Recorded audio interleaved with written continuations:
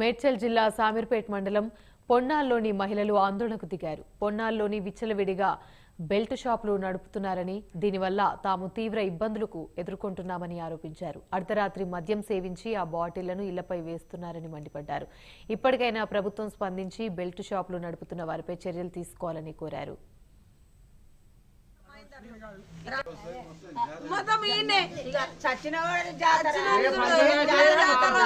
ఆయన అమ్మటైన ఎవరమ్మా?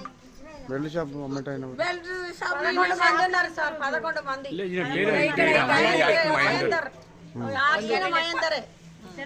ఇద్దరు ఇక్కడ మా ఆడ కట్టుకున్న వాళ్ళు ఇద్దరు మా ఇద్దరు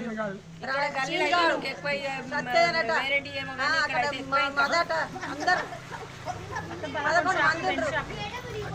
మంది వాళ్ళ పేరు 11 ఇళ్ళలో అమ్ముతుండ్రట. మొత్తం సర్వనాశనం కూరగాయలంతా ఖరాబ్ అవుతుండ్రు.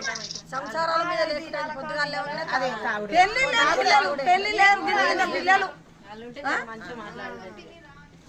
ఫోటోలు మొత్తం తాగా 19 దాగా నా ఇంటి మీద వేసారు సార్. మొత్తం ఇంటి మీద వీడియో తీసినావు. ఇప్పుడైతే నువ్వు చూసినావు కదా మా ఇంటి మీద ఎన్ని వేసిన చూడు. ఇంతగానో తాగి ఇంత ఆగం చేస్తే మరి ఎట్లా? ఇది ఊరా ఒళ్ళకాడ? మాకు 10వ తరగతి పిల్లలతో ఇప్పుడు ముసల దాకా తాగుడు పిల్లగాడు కొట్టి కొట్టి మన అయ్యమ్మని కొడితే బేవసలు అయిపోతే తోలుకొచ్చి ఇంట్లో వండబెట్టుకున్నాం 2 రోజులు. ఎందుకు ఇంత బాధ మాకు?